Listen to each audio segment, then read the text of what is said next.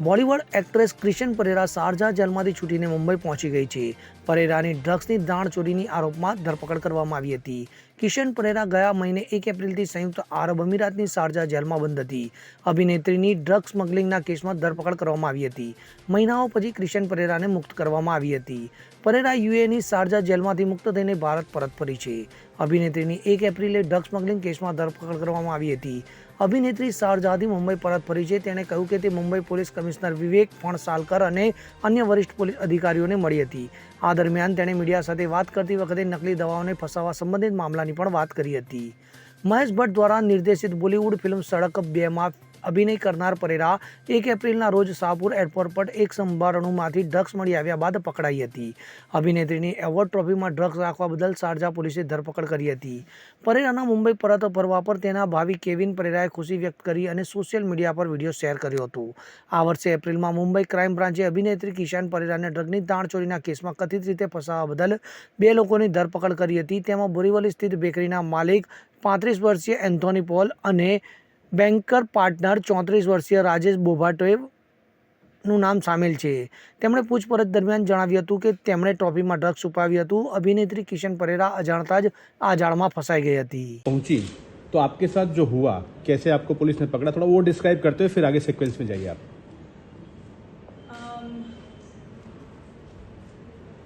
मुझे लगता है कि सब समझते हैं कि मैं पकड़ी गई, पर ये नहीं हुआ था. जब मैं एयरपोर्ट पहुंची तो मैं बाहर गई, इमिग्रेशन क्रॉस किया, मैं एयरपोर्ट के बाहर खड़ी थी 10 मिनट के लिए और जो आरोपी है उन्होंने बोला था कि मेरे लिए एक गाड़ी रहेगी. वो गाड़ी नहीं थी तो मैं वहाँ खड़ी थी, मेरा बैटरी कम हो रहा था फ़ोन का, तो मैं वापस एयरपोर्ट के अंदर आई और तभी मुझे बहुत अजीब चीज़ें होने लगे. उसने अपने व्हाट्सएप मैसेजेस डिलीट किए. होटल रूम मैंने कॉल किया, उस होटल में मेरा कोई बुकिंग नहीं था. तब मुझे महसूस होने लगा कि कुछ तो गलत चल रहा है.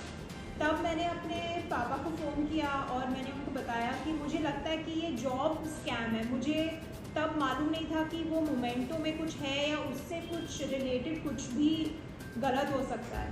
फिर मैंने उनको फ़ोटो भेजा और उन्होंने मुझे बताया कि इसमें शायद कुछ हो सकता है. हमें जानकारी नहीं थी उसमें सचमुच कुछ है या नहीं. पर ऑब्वियसली उस मोमेंट पे मैं बहुत स्ट्रेस करने लगी, मैं पैनिक मोड में चली गई थी और मैंने अपना टिकट भी बुक किया वापस आने के लिए और मैंने उस मोमेंटो को डस्टबिन में फेंका. पर मैं सेफ़ नहीं फील कर रही थी उस वक्त. मुझे पता नहीं था कोई मुझे फॉलो कर रहा है नहीं कर रहा है और मुझे लगा अगर कुछ गलत हो रहा है मुझे पुलिस को इन्फॉर्म करना चाहिए.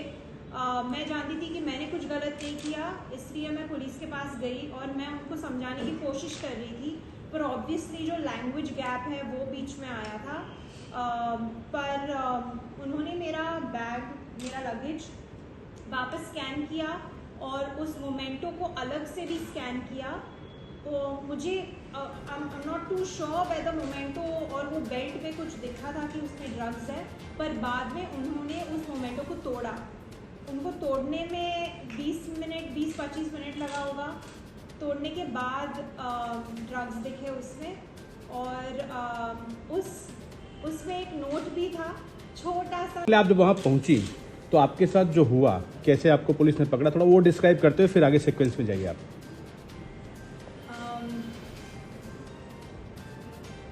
मुझे लगता है कि सब समझते हैं कि मैं पकड़ी गई, पर ये नहीं हुआ था. जब मैं एयरपोर्ट पहुंची तो मैं बाहर गई, इमिग्रेशन क्रॉस किया, मैं एयरपोर्ट के बाहर खड़ी थी 10 मिनट के लिए और जो आरोपी है उन्होंने बोला था कि मेरे लिए एक गाड़ी रहेगी. वो गाड़ी नहीं थी तो मैं वहाँ खड़ी थी, मेरा बैटरी कम हो रहा था फ़ोन का, तो मैं वापस एयरपोर्ट के अंदर आई और तभी मुझे बहुत अजीब चीज़ें होने लगे. उसने अपने व्हाट्सएप मैसेजेस डिलीट किए. होटल रूम मैंने कॉल किया, उस होटल में मेरा कोई बुकिंग नहीं था. तब मुझे महसूस होने लगा कि कुछ तो गलत चल रहा है. तब मैंने अपने पापा को फ़ोन किया और मैंने उनको बताया कि मुझे लगता है कि ये जॉब स्कैम है. मुझे तब मालूम नहीं था कि वो मोमेंटो में कुछ है या उससे कुछ रिलेटेड कुछ भी गलत हो सकता है. फिर मैंने उनको फ़ोटो भेजा और उन्होंने मुझे बताया कि इसमें शायद कुछ हो सकता है. हमें जानकारी नहीं थी उसमें सचमुच कुछ है या नहीं. पर ऑब्वियसली उस मोमेंट पे मैं बहुत स्ट्रेस करने लगी, मैं पैनिक मोड में चली गई थी और मैंने अपना टिकट भी बुक किया वापस आने के लिए और मैंने उस मोमेंटो को डस्टबिन में फेंका। पर मैं सेफ़ नहीं फील कर रही थी उस वक्त। मुझे पता नहीं था कोई मुझे फॉलो कर रहा है नहीं कर रहा है और मुझे लगा अगर कुछ गलत हो रहा है मुझे पुलिस को इन्फॉर्म करना चाहिए। मैं जानती थी कि मैंने कुछ गलत नहीं किया, इसलिए मैं पुलिस के पास गई और मैं उनको समझाने की कोशिश कर रही थी, पर ऑब्वियसली जो लैंग्वेज गैप है वो बीच में आया था।